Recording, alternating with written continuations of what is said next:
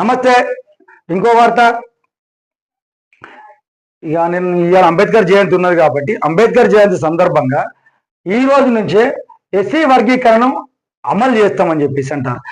ఇంతకుముందు ఎస్సీ సామాజిక వర్గాలందరినీ కలిపి 57 కులాలను అంతా కలిపి 3 వర్గాలుగా విభజించిండు. 1, 2, 3 వర్గాలుగా విభజించిండు. ఆ వర్గాలకు ఇప్పుడు దాని చట్టం రూపంలో అమలు చేస్తాము. వాళ్ళకు ఏ నిష్పత్తి ప్రకారంగా అయితే ఉన్నదో దానికి సంబంధించినటువంటి దాన్ని ఈ రోజు నుంచి వాళ్ళకి అమలు చేస్తాము. దాన్ని జీవోను కూడా జారీ చేస్తామని చెప్పేసి అంటారు. ఇంకోటి ఏంటంటే 2026లో మళ్ళీ జనాభా లెక్కలు వస్తాయి. దాని ప్రకారంగా 17% కూడా జనం వీళ్ళు పెరిగే అవకాశం ఉన్నది.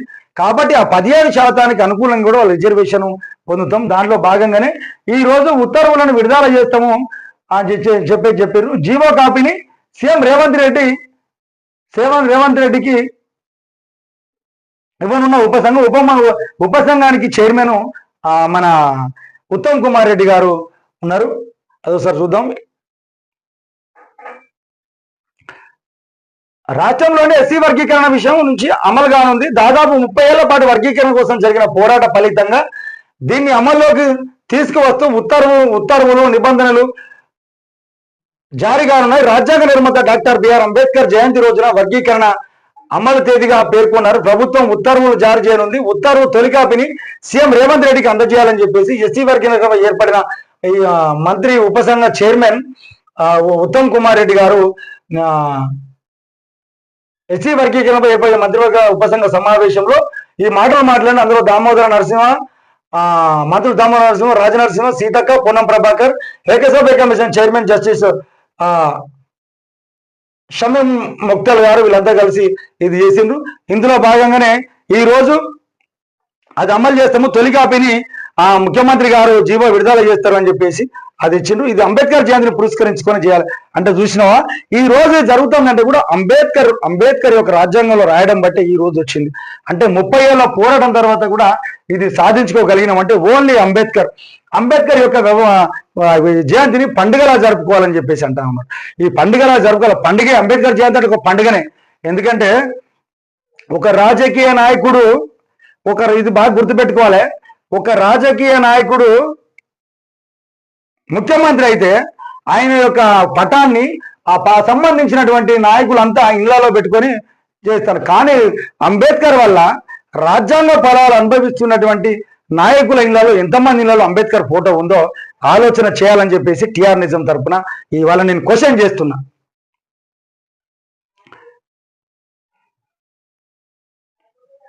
ఇది దాన్ని పకడ్బందీగా అమలు చేస్తామని చెప్పేసి అన్నారు. ఆ శుభ పరిణామంగా చెప్పుకోవచ్చు.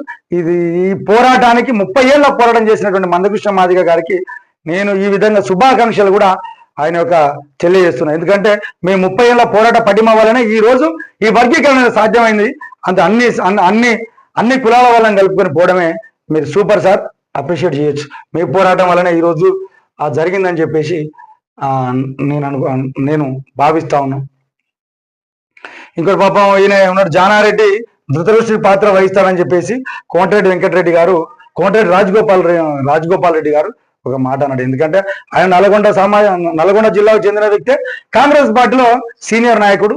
ఆయన పార్టీ కోసం అపర్నిషాలు పనిచేసిండు. కానీ ఆయనకు పార్టీ మంత్రి పదవి ఇస్తాంటే జానారెడ్డి వద్దంటాడు. పాపం వద్దని చెప్పేసి లెటర్ రాస్తానట. మరి ఇక్కడ వీళ్ళ దాంట్లో వీళ్ళనే వర్గపురా మరి ఏందో అర్థం కాదు. కానీ ఆయన గురించి ఒకసారి చూసుకుంటే జానారెడ్డి ధృతరాష్ట్రుడి పాత్ర నాకు మంత్రి పదవి రాకుండా అడ్డుపడుతున్నాడు. జానా లేఖలోనే మంత్రివర్గ విస్తరణ ఆలస్యం. నేను అర్హుడిని అనుకుంటూనే మంత్రి పదవి ఇవ్వాలి.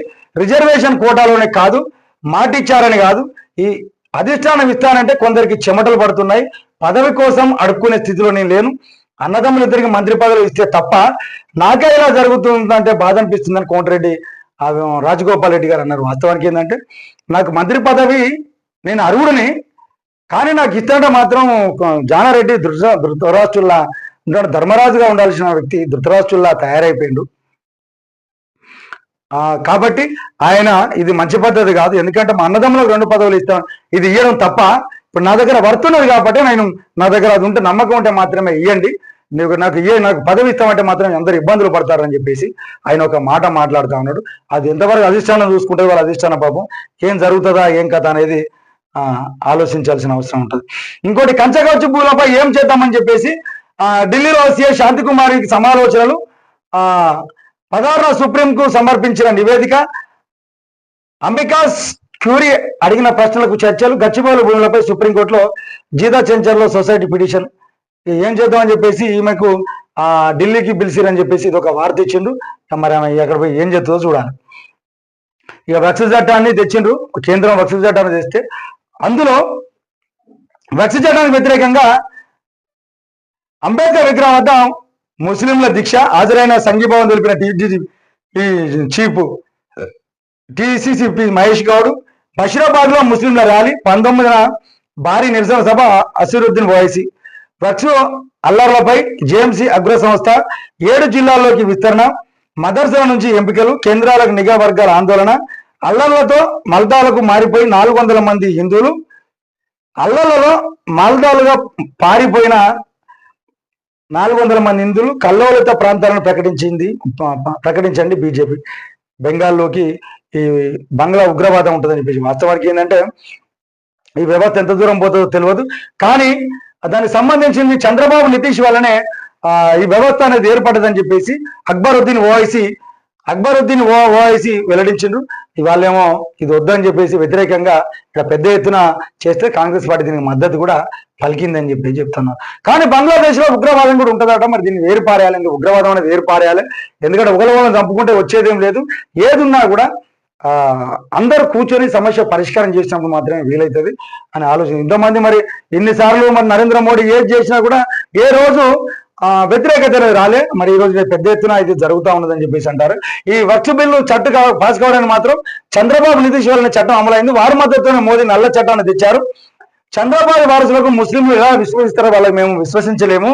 వక్ఫ్ సవరణ చట్టం ద్వారా రాజ్యాంగ విరుద్ధం, ప్రాథమిక హక్కులను అది ఉల్లంఘించేస్తుంది. వక్ఫ్ చట్టానికి వ్యతిరేకంగా 19 హైదరాబాద్ లో ర్యాలీ కూడా నిర్వహిస్తామని చెప్పేసి తెలిపి అంగయుద్ధ ముస్లింలు భారీ ర్యాలీ ఏర్పాటు చేసినాం. ఏదేమైనప్పటికీ అది కూర్చొని చర్చల ప్రకారంగా చేసుకోవాలి తప్ప ఒకరి మీద ఒకరు ద్వేషాలకు పోవద్దని చెప్పేసి టీఆర్ నిజం తరఫున అందరినీ కోరుకుంటున్నాం.